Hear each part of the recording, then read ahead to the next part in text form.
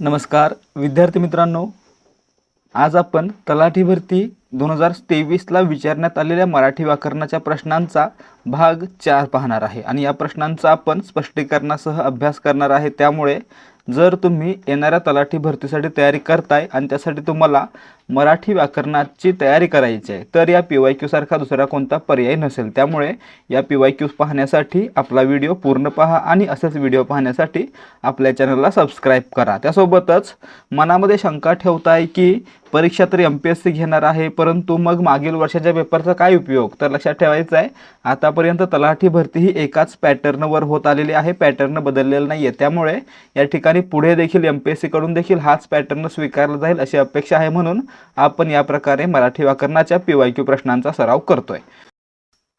इथून आपण आजच्या प्रश्नांना सुरुवात करतोय। पहिला प्रश्न आहे, निष्पर्ण वृक्षावर भर दुपारी या कादंबरीचे लेखक कोण आहेत? निष्पर्ण वृक्षावर भर दुपारी ही कादंबरी ह.मो. मराठे यांची आहे, म्हणून पर्याय 4 या प्रश्नाचं उत्तर आहे। त्यासोबतच भाऊ पाध्ये यांच्याबद्दल कोणत्या पुस्तकाबद्दल विचारतील, तर भाऊ पाध्ये म्हटलं की वासू नाका नावाची गाजलेली कादंबरी आहे। तसेच विश्राम बेडेकर रणांगण नावाची कादंबरी आहे आणि श्री म माटे यांचं उपेक्षितांचे अंतरंग नावाचं पुस्तक आहे, हे लक्षात ठेवायचं। यावर देखील प्रश्न विचारण्यात आलेले होते। प्रश्न क्रमांक 2, मुक्ताफळे म्हणजे काय? मुक्ताफळे म्हणजे हास्यास्पद बोलणे, पर्याय 1 याचं उत्तर आहे। वेडेवाकडे किंवा निंदनीय बोलणे याला काय म्हणायचं? मुक्ताफळे म्हणायचं। उदाहरणार्थ काय म्हणतो आपण? मुक्ताफळे उदाहरणे म्हणजे काय, तर काहीतरी वाटेल ते बोलणे, वेडेवाकडे बोलणे इत्यादी। ठीक आहे, पुढे पहा प्रश्न क्रमांक 3, दीड हळकुंडात पिवळी या म्हणीचा नेमका अर्थ काय? दीड हळकुंडात पिवळी म्हणजे काय, तर थोड्याच्या यशानं हुरळून जाणे, थोड्याशा यशानं खुश होणे, म्हणून याचं उत्तर आहे पर्याय 1। दीड म्हणतात किंवा अर्ध्या हळकुंडाने पिवळी होणे असं म्हणतात, तर काय याचा अर्थ असतो? थोड्याशा यशाने हुरळून जाणे। पुढे प्रश्न क्रमांक 4, लष्कर या शब्दाचा समानार्थी शब्द लष्कर म्हणजे काय, तर सैन्य, म्हणून पर्याय 4 याचं उत्तर आहे। प्रश्न क्रमांक 5, वाक्यातील कर्ता कर्म क्रियापद यांच्या परस्पर संबंधाला व्याकरणाच्या भाषेत काय म्हणतात? आपण पाहिलेलं आहे वाक्यातील कर्ता कर्म क्रियापद यांचा परस्पर संबंध म्हणजे प्रयोग, पर्याय 2 याचं उत्तर आहे। आणि मित्रांनो, आपण प्रयोग कसा ओळखतो, तर कर्ता आणि कर्म यांचा क्रियापदाशी जो संबंध आहे त्यावरून ओळखतो। उदाहरणार्थ, जर कर्त्याच्या लिंगवचनानुसार क्रियापदाचं रूप बदलत असेल तर त्याला आपण कर्तरी प्रयोग म्हणतो। जर कर्माच्या लिंगवचनानुसार क्रियापदाचं रूप बदलत असेल तर त्याला आपण कर्मणी प्रयोग म्हणतो। तसेच जर दोन्हीनुसार क्रियापदाचं रूप बदलत नसेल तर त्या ठिकाणी आपण त्याला भाव्य प्रयोग म्हणत असतो। पुढे प्रश्न क्रमांक 6, फिर्याद शब्दाचा नेमका अर्थ असलेला पर्याय निवडा। फिर्याद म्हणजे काय, तर तक्रार, पर्याय 4 याचं उत्तर आहे। फिर्याद म्हणजे तक्रार। प्रश्न क्रमांक 7, पुढीलपैकी व्याकरणदृष्ट्या अचूक वाक्यरचना असलेला पर्याय शोधा। व्याकरणदृष्ट्या अचूक वाक्यरचना म्हणजे काय? शब्द शुद्ध असले पाहिजेत आणि मागे पुढे झालेले नसले पाहिजेत। मग या ठिकाणी पहा, सरकारची नोकरी, या ठिकाणी काय पाहिजे? सरकारची नोकरी म्हणजे, हे 3 शब्द चुकीचे दिलेले आहेत, 16 वरची पोळी म्हटले जाते। या ठिकाणी पहिले 3 शब्द चुकले म्हणजे हे वाक्यरचना व्याकरणदृष्ट्या चुकीचे आहे। आपल्याला कसे ओळखायचे? अचूक म्हणजे बरोबर ओळखायचे आहे। ती बोलण्यात सैल असला तरी, आता या ठिकाणी ती म्हटले तर या ठिकाणी असली पाहिजे, ती बोलण्यात सैल असली तरी, आणि या ठिकाणी जर तो असेल तर तो बोलण्यात सैल असला तरी म्हणजे काय पाहिजे? या ठिकाणी एकतर या ठिकाणी तो पाहिजे किंवा या ठिकाणी असली पाहिजे। ठीक आहे, पुढे प्रश्न क्रमांक पुढे तिसरा पर्याय पहा, सूर्याच्या गतीवरून काळगणना केली जाते, हे बरोबर आहे, पर्याय 3 हे योग्य वाक्य दिलेलं आहे। आणि बहुरूप्याचे सोंग ओळखणे कठीण जाते, बहुरूप्याचे सोंग नाही, सोंग ओळखणे कठीण, कठीणला काय पाहिजे? दुसरी वेलांटी पाहिजे, म्हणजे या ठिकाणी चौथं वाक्य चुकलेलं आहे, फक्त तिसरं वाक्य हे व्याकरणदृष्ट्या योग्य दिलेलं आहे। ठीक आहे, प्रश्न क्रमांक 8, शैशव या शब्दाचा आशय असलेला पर्याय निवडा। या ठिकाणी पहा, शिशु म्हणजे काय? लहान बाळ, आणि मित्रांनो त्या बालावस्थेला काय म्हणायचं? तर शैशव अवस्था म्हणायचं, म्हणजेच लहानपण किंवा बालपण म्हणजे शैशव अवस्था, पर्याय 3 याचं उत्तर आहे। प्रश्न क्रमांक 9, संवेदना चेतना नसलेला हा आशय कोणत्या शब्दातून व्यक्त होतो? या ठिकाणी पहा, संवेदना किंवा चेतना नसलेला म्हणजे काय? मुरदाड. ज्याला काहीच फरक पडत नाही, कोणत्याही भावना नाहीत, त्याला म्हणायचं मुरदाड, पर्याय 1. तसेच पहा, मुरब्बी म्हणजे मातब्बर, एखाद्या गोष्टीमध्ये पटाईत असलेला. पुढे मुलामा म्हणजे एका धातूवर दुसऱ्या धातूचा थर चढवणे, आणि मुद्दाम म्हणजे जाणीवपूर्वक. प्रश्न क्रमांक 10, भावे प्रयोगाची महत्वाची खूण कोणती? आपण पाहिलेलं आहे, भावे प्रयोगामध्ये क्रियापदाचं रूप कर्ता किंवा कर्म दोन्हीनुसार बदलत नाही. त्यासोबतच भावे प्रयोगामध्ये कर्ता आणि कर्म दोन्हीला विभक्ती प्रत्यय लागलेले असतात. आणि तिसरं, याच्यामध्ये कर्ता हा तृतीयांत किंवा चतुर्थात असतो, म्हणजेच कर्त्याला तृतीय किंवा चतुर्थीचा प्रत्यय लागलेला असतो. या ठिकाणी आपलं उत्तर असणार आहे पर्याय 3. जर कर्म प्रथमामध्ये असेल तर त्या ठिकाणी कर्मणी प्रयोग असतो. जर कर्ता प्रथमेत असेल तर त्या ठिकाणी कर्तरी प्रयोग असतो. ठीक आहे. प्रश्न क्रमांक 11, सटरफटर या शब्दाचा नेमका उपयोग कोणत्या वाक्यात झाला आहे? सटरफटरचा अर्थ काय? किरकोळ, क्षुल्लक किंवा जंक फूड. ठीक आहे. या ठिकाणी आपण काय खातो? बारीक सारी गोष्ट खातो, त्याला काय म्हणतो? सटरफटर खाल्लं असं म्हणतो. या ठिकाणी काय झालं? याचा अर्थ किरकोळ म्हणजे कमी महत्वाचे. मग या ठिकाणी पहिलं वाक्य पहा, सुरेशने सटरफटर महत्वाच्या गोष्टींकडे दुर्लक्ष केले. सटरफटर म्हणले आणि महत्वाचे म्हणले. मग या ठिकाणी सटरफटर हा शब्द या ठिकाणी चुकीचा वापरलेला आहे. एक तर या ठिकाणी सटरफटर म्हणतील किंवा महत्वाचे म्हणतील, दोन्हीपैकी काहीतरी एक वापरतील, कारण दोन्ही एकमेकांच्या विरुद्ध आहेत. पुढे माणसाचे शरीर म्हणजे शेवटी सटरफटर गोष्ट. या ठिकाणी सटरफटर नाहीये. ठीक आहे. माणसाचे शरीर म्हणजे काय आहे? मौल्यवान गोष्ट आहे. या ठिकाणी हे देखील लागू होत नाही.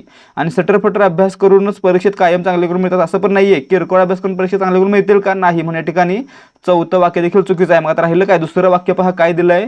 मुलांना कायम सटरफटर खाण्याची सवय असते, म्हणजे जंक फूड किंवा काहीतरी कमी महत्वाचं खायची सवय असते, जंक फूड खायची सवय असते आपण म्हणूया. म्हणजे पर्याय 2 याचं योग्य उत्तर आहे. प्रश्न क्रमांक 12, बाका या शब्दात समानार्थी शब्द. बाका म्हणजे एखाद्या गोष्टीमध्ये तरबेज किंवा पटाईत, म्हणजे याचं उत्तर पर्याय 2. बाका म्हणजे तरबेज किंवा पटाईत. प्रश्न क्रमांक 13, बिन चेहऱ्याची संध्याकाळ या प्रसिद्ध कथेचे लेखक कोण आहेत? बिन चेहऱ्याची संध्याकाळ ही प्रसिद्ध कथा गंगाधर गाडगीळ यांची आहे, म्हणजे पर्याय 2 याचं उत्तर आहे. ठीक आहे. त्यासोबतच पहा, वसंत कानेटकर यांचं महत्त्वाचं नाटक आहे, लक्षात ठेवायचं कोणतं आहे? रायगडाला जेव्हा जाग येते. ठीक आहे. पुढे पाहायचं प्रश्न क्रमांक 14, जेव्हा कर्मधारय समासातील पहिले पद संख्या विशेषण असते व त्यावरून एका समुच्चयाचा अर्थ सूचित केला जातो तेव्हा कोणता समास असतो? या ठिकाणी पहा, जेव्हा कर्मधारय समासामध्ये पहिले पद संख्या विशेषण आणि पूर्ण समूहवाचक शब्द असतो त्या ठिकाणी द्विगु समास असतो. उदाहरणार्थ पंचवटी, पंच हे संख्या विशेषण आहे आणि पंचवटी हा पूर्ण शब्द काय दाखवतो? 5 वडांचा समूह दाखवतो. म्हणून या ठिकाणी काय झाला? द्विगु समास झाला. पर्याय 3 याचं उत्तर आहे. लक्षात काय ठेवायचं? कर्मधारय समास हा तत्पुरुष समासाचा उपप्रकार आहे आणि द्विगु समास हा कर्मधारय समासाचा उपप्रकार आहे. ठीक आहे. प्रश्न क्रमांक 15, पुढीलपैकी कर्ता, कर्म आणि क्रियापद या क्रमाने असलेली वाक्यरचना शोधा. या ठिकाणी पहा, काय सांगितलंय? कर्ता, कर्म, क्रियापद. या ठिकाणी दिलेले पर्याय ते चुकीचे दिलेले आहेत. ठीक आहे. सर्वच पर्याय चुकलेले आहेत. या ठिकाणी पहा, मोहन शाळेत जातो. शाळा हे ठिकाण आहे, अधिकरण लागू होतं, म्हणजे या ठिकाणी या वाक्यामध्ये कर्म आलेलं नाहीये. अमित पडला, कर्म आलेलं नाहीये. याच्यामध्ये वाक्यरचना पहा, कुशलने करता बनवला, क्रियापद नंतर आकाशकंदील, करता क्रियापद कर्म असा या ठिकाणी क्रम दिलेला आहे, म्हणजे या ठिकाणी हा क्रम देखील वरील प्रमाणे करता कर्म क्रियापद असा नाही. त्यासोबतच झोका घेते अस्मिता, अस्मिता झोका घेते, याच्यामध्ये आलं असतं करता कर्म क्रियापद, परंतु या ठिकाणी क्रियापद मध्ये कर्म आधी आणि करता नंतर गेलाय, म्हणजे या ठिकाणी देखील चुकीचं आहे. आणि त्यांच्या अपेक्षेनुसार पहिलं वाक्य योग्य पाहिजे होतं, मोहन शाळेत गेला, परंतु त्या ठिकाणी शाळेत हे कर्म असू शकत नाही, म्हणून या ठिकाणी योग्य वाक्यरचना नाही, हे लक्षात ठेवायचं आहे. कधीही हा प्रश्न आला तर याच्यावर नेक्स्ट टाइम आक्षेप घ्यायचाच आहे. आधी आक्षेप कोणी घेतला नाहीये, पुढे घ्यायचा आहे. प्रश्न क्रमांक 16, सचिंत या शब्दाचा योग्य उपयोग असलेलं वाक्य शोधा. आता 2 शब्द लक्षात ठेवायचे. सचिंत म्हणजे चिंतेसह, आणि दुसरा शब्द आहे संचित, ज्यामध्ये स वर अनुस्वार असेल. सचिंत आणि संचित. संचित म्हणजे काय? साठवलेले, जमा केलेले, आणि सचिंत म्हणजे चिंता असलेला. मग या ठिकाणी काय दिलाय? सचिंत दिलाय. म्हणजे याचा वाक्यात उपयोग कसा होईल? तर येत्या महिन्यात परीक्षा आहे असे कळल्यावर प्रदीप सचिंत झाला, म्हणजे प्रदीपला चिंता वाटायला लागली, म्हणजे पर्याय 4 याचं योग्य उत्तर पाहिजे. परंतु अनुसूचिकेमध्ये यांनी काय दिलंय, संचितचा अर्थ घेऊन उत्तर पर्याय 3 बरोबर दिलंय. जन्मभराची जमापुंजी म्हणजे संचित असं या ठिकाणी दिलेलं आहे, परंतु शब्द देताना काय दिलाय, सचिंत दिलाय. यामुळे या ठिकाणी पर्याय 3 चुकीचा असतोय आणि पर्याय 4 बरोबर आहे. इतर ठिकाणी त्या वाक्याचा योग्य उपयोग झालेला नाही, या शब्दाचा योग्य उपयोग झालेला नाही. प्रश्न क्रमांक 17, बोथट या शब्दाचा विरुद्धार्थी शब्द कोणता? बोथट म्हणजे काय, धार नसलेला. त्याला विरुद्धार्थी काय असणार आहे, तीक्ष्ण.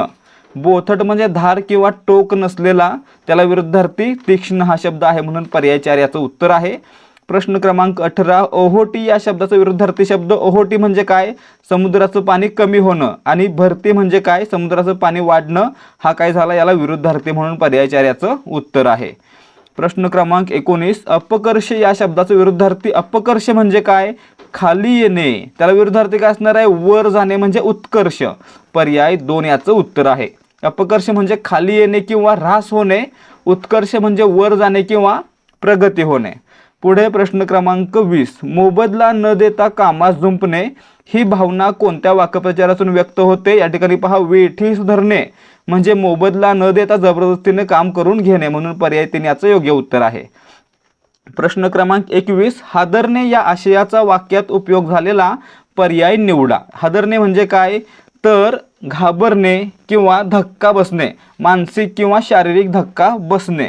मग या ठिकाणी पहा, रस्त्यावर झालेला अपघात पाहून रीमाला मानसिक धक्का बसला, या ठिकाणी हादरण्याचा योग्य वापर झालेला आहे, म्हणून पर्याय 1 याचं उत्तर आहे. ठीक आहे. प्रश्न क्रमांक 22, पुढीलपैकी कोणती जयवंत दळवी यांची कादंबरी आहे? या ठिकाणी पहा, चक्र आणि सारे प्रवासी घडीचे ही 2 पुस्तकं जयवंत दळवी यांची आहेत, परंतु आपल्याला काय विचारले, कादंबरी, म्हणून या ठिकाणी चक्र ही कादंबरी जयवंत दळवी यांची आहे. याचं उत्तर असणार आहे पर्याय 4. लक्षात ठेवायचं आहे, सारे प्रवासी घडीचे हे देखील जयवंत दळवी यांचं पुस्तक आहे. दुर्दम्य हे पुस्तक कोणाचं आहे, दुर्दम्य हे पुस्तक आहे गंगाधर गाडगीळ यांचं, ज्यांनी ते लोकमान्य टिळकांच्या आयुष्यावर लिहिलेलं आहे. ठीक आहे. दुर्दम्य ही कादंबरी आहे गंगाधर गाडगीळ यांची, जी त्यांनी लोकमान्य टिळकांच्या आयुष्यावर लिहिलेली आहे, आणि गोतावळा ही कादंबरी आनंद यादव यांची आहे. पुढे पाहायचं प्रश्न क्रमांक 23, आजन्म, यथाशक्ती, प्रतिक्षण हे शब्द कोणत्या समासाची उदाहरणे आहेत? आता या ठिकाणी पाहायचं आहे, ज्या समासामध्ये पहिलं पद महत्त्वाचं असतं आणि ते उपसर्ग किंवा अव्यय असतं, त्यावेळी त्याला काय म्हणायचं, तर अव्ययभाव समास म्हणायचं. आणि मित्रांनो, यामधील शब्द हा नेहमी क्रियाविशेषणाचं काम करतो. अशा प्रकारे या ठिकाणी पहा, आजन्ममध्ये आ उपसर्ग आहे, यथाशक्तीमध्ये यथा उपसर्ग आहे, प्रतिक्षणमध्ये प्रति उपसर्ग आहे. म्हणजे काय झाले, हे 3 उपसर्ग लागलेले शब्द आहेत. आणि पूर्ण शब्द पहा, आजन्मचा विग्रह जन्म असेपर्यंत, यथाशक्ती पूर्ण शक्तीने, प्रतिक्षण प्रत्येक क्षणाला. या ठिकाणी काय होतंय, तर प्रत्येक शब्द आहे तो क्रियाविशेषणाचं काम करतोय, म्हणजेच या ठिकाणी पहिलं पद महत्त्वाचं आहे आणि पूर्ण शब्द क्रियाविशेषणाचं काम करतो, म्हणून अव्ययभाव समास असणार. याचं उत्तर पर्याय 3. जर दुसरं पद महत्त्वाचं असतं तर त्या ठिकाणी तत्पुरुष समास.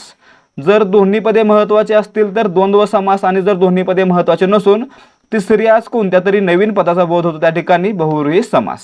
प्रश्न क्रमांक 24, अयोग्य माणसाची संगत धरल्याने प्रसंगी प्राणही गमवायची पाळी येते, या आशयाची म्हण कोणती? असंगाशी संग, प्राणाशी गाठ ही म्हण या ठिकाणी योग्य लागू होते. पर्याय 2 याचं उत्तर आहे.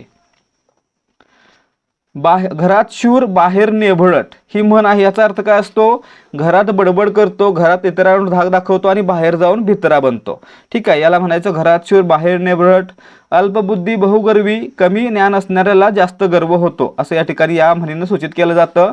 आणि 8 पुरभई आणि 9 चौबे म्हणजे काम करणाऱ्यापेक्षा सांगणारे किंवा निर्देश करणारे जास्त, असा याचा अर्थ होतो. प्रश्न क्रमांक 25, पुढीलपैकी प्रमाण लेखनाच्या दृष्टीने योग्य पर्याय निवडा. प्रमाण लेखनाच्या दृष्टीने म्हणजे काय? शब्द बरोबर पाहिजेत आणि एका क्रमानं पाहिजेत. मग या ठिकाणी पहा, पाणी गरम करण्यासाठी सौर फलकाचा वापर केला जातो. या ठिकाणी हे वाक्य अगदी योग्य आहे, म्हणून पर्याय 1 याचं उत्तर आहे. दुसऱ्या वाक्यामध्ये पहा, शेवाळे म्हणजे पाण्यावर उगवणारा वनस्पती, उगवणारी असं पाहिजे. या ठिकाणी हे चुकीचं आहे. पोलिसांचा लाठी हल्ला सुरू झाल्यावर कार्यकर्ते सैरावैरा पळाले असं पाहिजे, म्हणजे हे देखील चुकीचं दिलंय. चौथं पहा, त्या वैभवशाली, या ठिकाणी दुसरी वेलांटी पाहिजे. वाड्याची जीर्ण अवस्था पाहिजे, म्हणजे या ठिकाणी हे वाक्य देखील चुकीचं दिलंय किंवा शब्द चुकीचे आहेत, म्हणून व्याकरणदृष्ट्या किंवा प्रमाण लेखनदृष्ट्या वाक्य चुकीचं दिलेलं आहे. अशा प्रकारे या ठिकाणी 2, 3, 4 हे पर्याय चुकीचे आहेत आणि फक्त पर्याय 1 बरोबर आहे. आणि या ठिकाणी आपले आजचे प्रश्न समाप्त होत आहे. जर तुम्हाला आजच्या प्रश्नांची उत्तरं आणि त्यांचं स्पष्टीकरण समजलं असेल तरच या व्हिडिओला लाईक करा आणि आपल्या मित्रांसोबत शेअर करा. तसेच याचसारखे आणखी प्रश्नोत्तरांचे व्हिडिओ पाहण्यासाठी आपल्या चॅनलला सबस्क्राईब करा. भेटूयात पुढच्या भागामध्ये. जय हिंद, जय भारत आणि जय महाराष्ट्र.